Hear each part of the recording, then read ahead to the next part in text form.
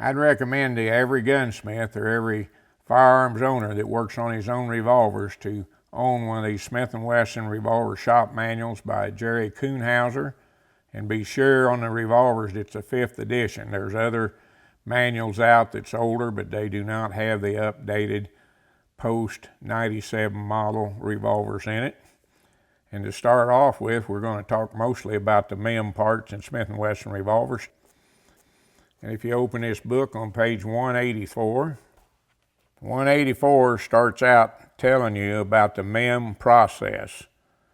And I would recommend that you read this and study it thoroughly. And in the end, you'll figure out that basically the only good thing about MEM parts is that it reduced the production cost for the factory to manufacture the firearm. And with that reduction, they have more profitability, but at the same time that they're making it cheaper, have you noticed any reduction in price to the consumer? So that's money in their pocket by making cheap parts and installing them in a firearm. It generally will go bang. I find it hard to find any quality at all in the smoothness of operation because of the fact that the part is just made cheap. And we got to live with it. This is something we have to live with. MEM is here. Whether we like it as gunsmiths or consumers or not, MEM parts is here, and they're going to stay here because it's cheap to make products out of MEM parts or using MEM parts. So that's what prompted my small business to manufacture parts for Smith & Wesson revolvers out of quality forged tool steel, properly finished and heat treated to the correct specs, which will surpass any MEM part no matter how good MEM ever gets. So we'll go into this revolver. But anyway, purchase you one of these books, keep it handy on your table because you'll use it for reference. This is a 686 Smith & Wesson. I received it new out of the box and basically unfired other than a test firing from the factory. And we have already done some work on it, like set up the cylinder, and we set up the head space, the end shake, trued up the yoke, aligned it, installed a ball lock, and straightened the extractor rod, torqued it in. We also added mainspring locks here on the butt, which is our normal thing that we do. All of these parts, like the mainspring locks, the crane ball setup and everything, is available from Power Custom or your gunsmith distributor. So what we're going to do, this has the same MEM parts in it that's not been changed or substituted or worked on as it had when it came from the factory. So what you usually do is put empties in, and you want to be sure they're empty. They're not wad cutters. This particular gun's 38-357, so we use empty 38 special cases. What this does is support the extractor, which has the ratchets on it, and it holds it tight to the cylinder, so that way you can check the timing of it. Now, as this came from the factory, you can cock the hammer, see it times up good. Okay, pull it through double action. It looks good. See, the hammer looks like it's locking up. Now that time it didn't. What you can do, even though it'll fire most of the time like that with no problem at all, you put a little drag on that cylinder, just a little bit, and you'll see that as you pull it back, the hammer drops, but the cylinder stop did not lock in the cylinder, and you see how the cylinder rolled back a little bit? There's one that'll do it on. There's another one. So what this means, that from the factory, this one is a little bit late. Under normal shooting conditions, it would be fine. But if you have a high case or a high primer, something that binds up the cylinder from turning freely, and you pull it through double action, it fires. Cylinder will not be lined up with the barrel. It'll shave the bullet, and therefore you'll lose some accuracy. So we're going to take this apart, and I'll show you about these MEM parts.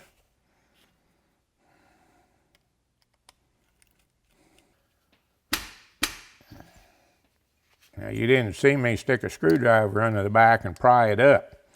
When you do that, it binds up things, and usually it'll make a raised area here on your side plate up here. So you always bump it loose like that and let inertia pop it off. Here's your safety block. There's your side plate. Now here's your MEM parts.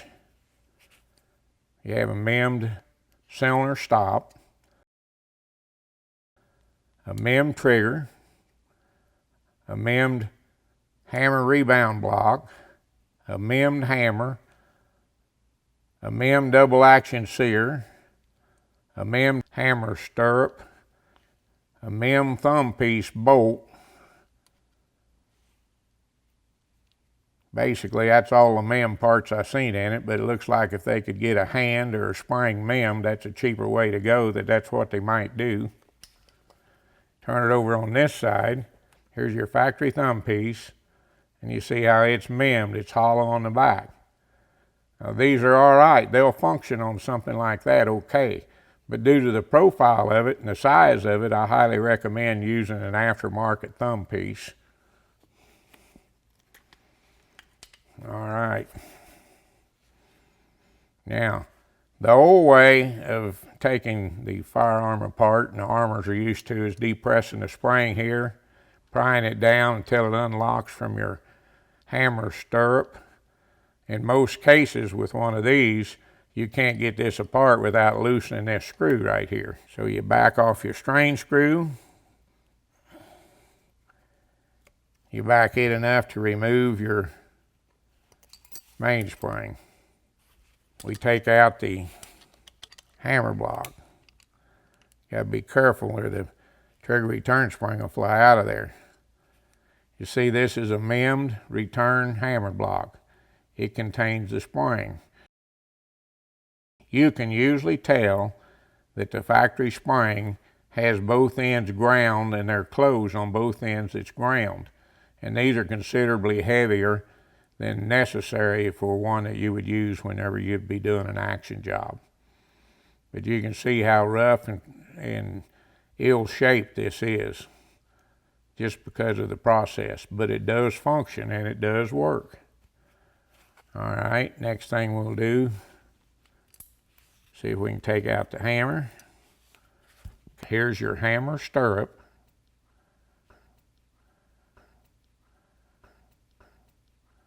Usually when you're taking it apart, that falls out.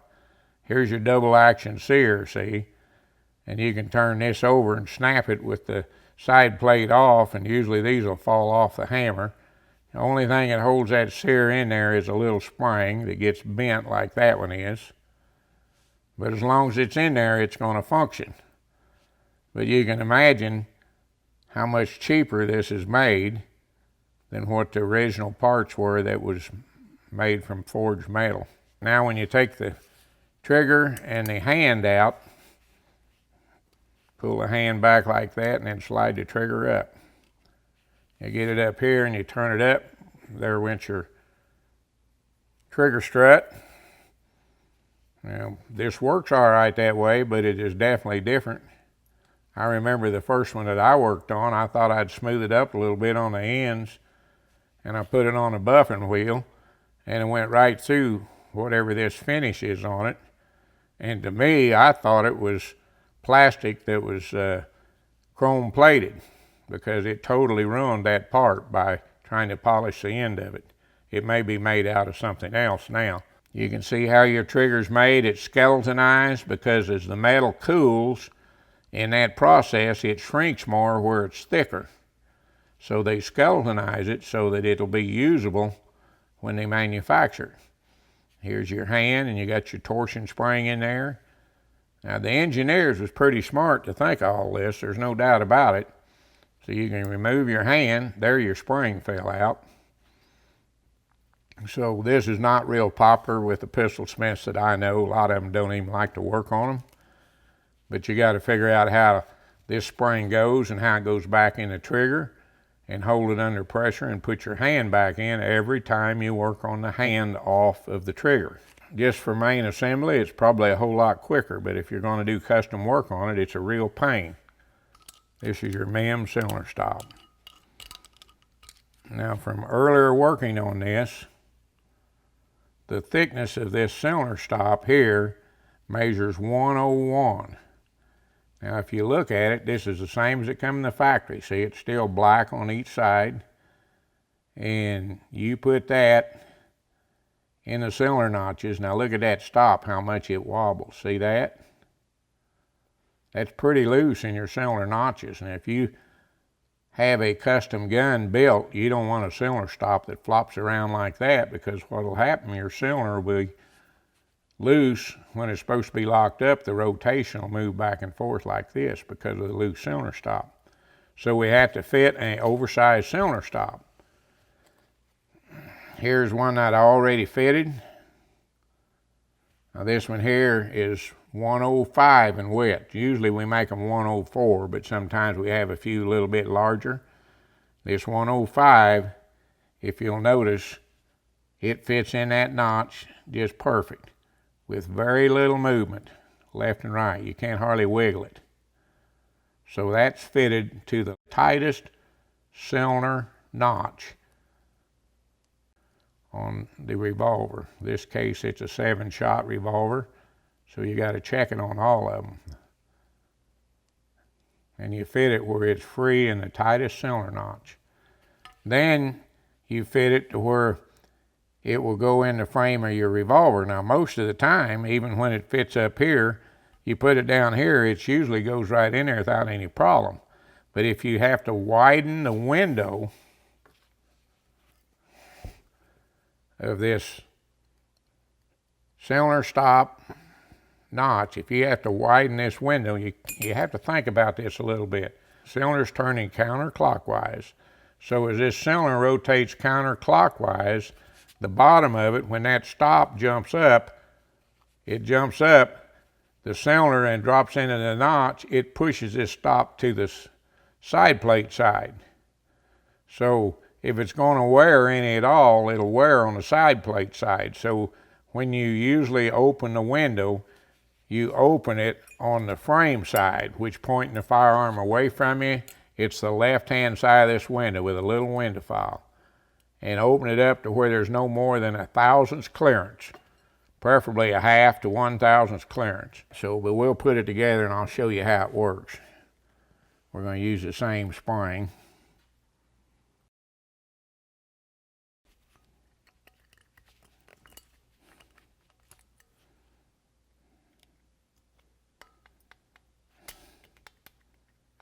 Be sure it's free. Okay, now we already fitted a hand. And when you get these oversized hands, you'll notice the hands that we make are square on top. They're not chiseled like a factory hand. And you have to round the front corner just a little bit. And you fit the window to the hand in width. And then you fit the hand that goes through the window where it can contact the ratchets on this inside. You fit it too tight to the loosest ratchet.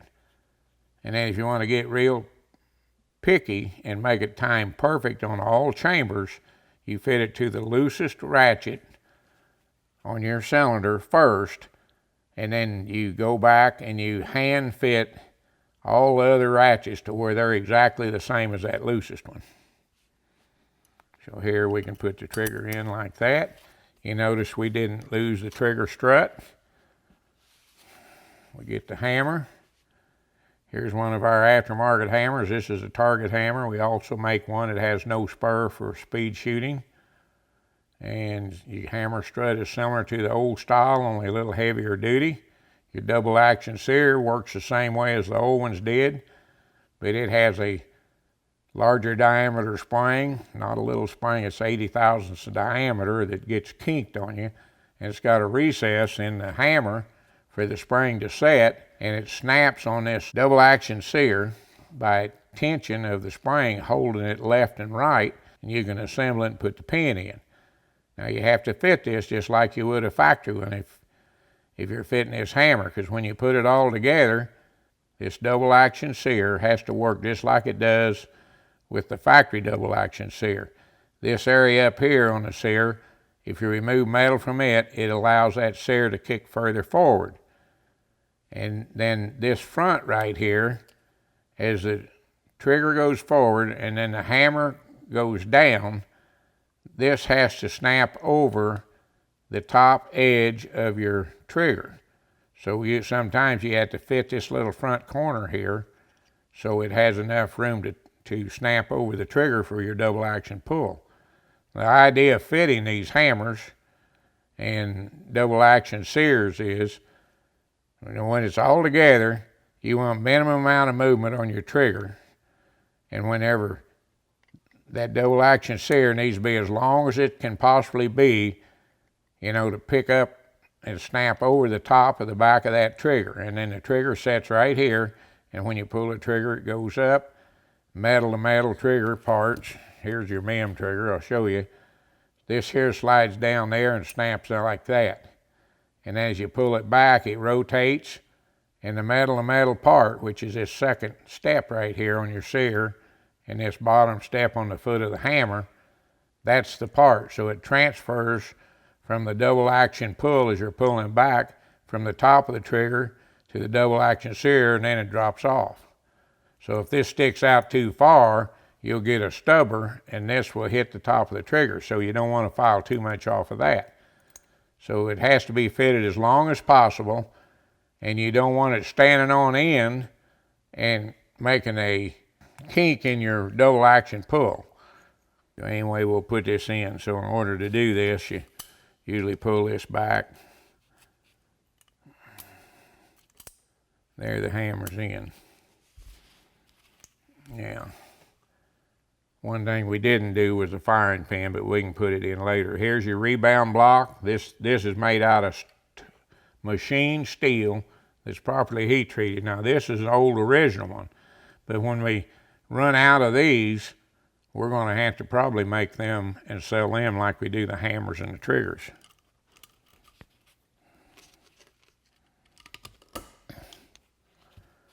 All right.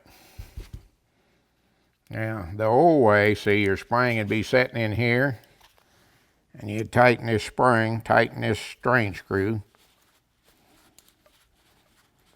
All right. Now, the old way you'd do it would just stick this behind there and flip that over, and you got it. The factory firing pin, it protruded about 30 thousandths, which is about minimum. So our firing pins are 10 to 15 thousandths longer than the factory one. So it's best to put a new firing pin in it that's longer, and be sure that if it's too long, you shorten your firing pin some. Now there's one thing we want to look at here on the hammer. These hammers need to be fitted, and you see this area right here on the hammer, this front area, that's a fitting ledge right there.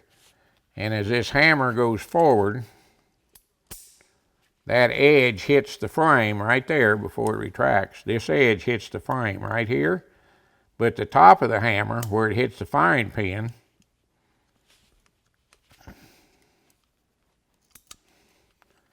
you can see this. There's where it hits the firing pin. Now you want it only hitting the firing pin. You don't want it striking the frame in this area, because it'll peen the frame and it'll make that hole smaller where the firing pin is, and it'll cause a problem. So you want about anywhere from 3 to 5 or 6 thousandths clearance here between here and the frame. Whenever it goes forward, that's what you need. What we do here, sometimes tweezers is good. Okay, firing pin springs in there. You put the firing pin in.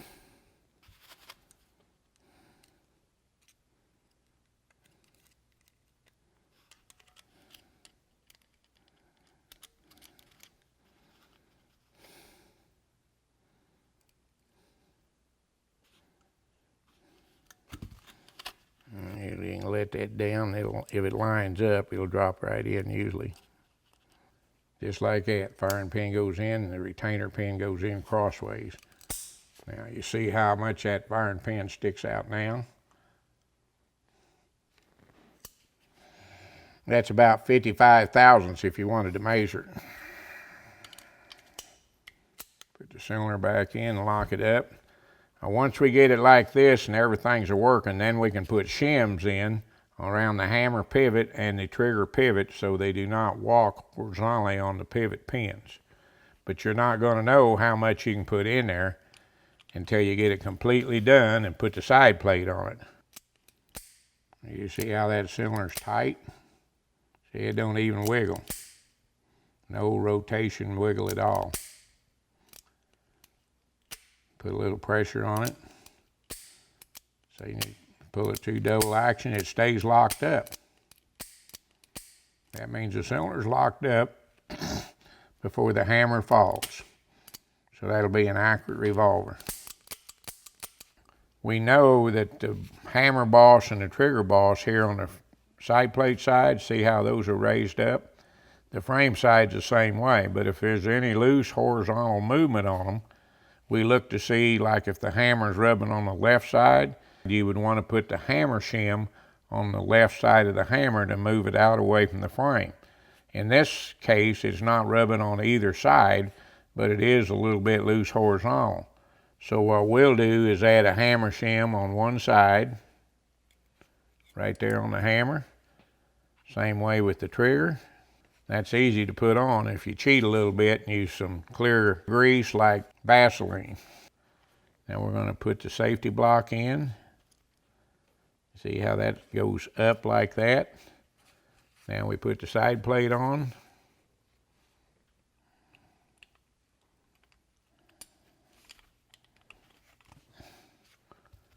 You got to be sure that the safety block stayed where it was, see, so it did.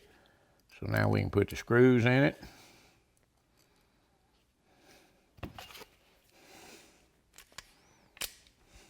Now you see how that hammer's hanging up like that? See, we make our hammer and trigger a little bit wider. So when I put that shim in there, it was too tight. See, the trigger returns good, it's not too tight. But the hammer binds up, it almost stays there. So we got to take it out. This one will not need any hammer shims. The trigger shim's on, the safety bar's on, we're ready to put the side plate.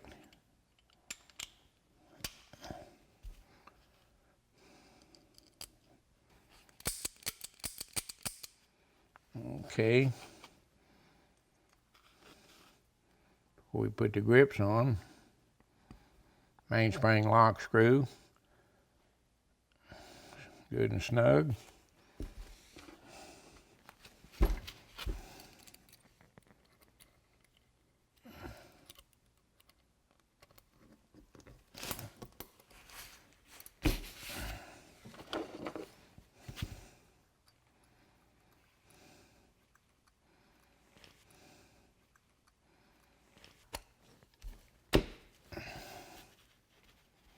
Put the whole grips on.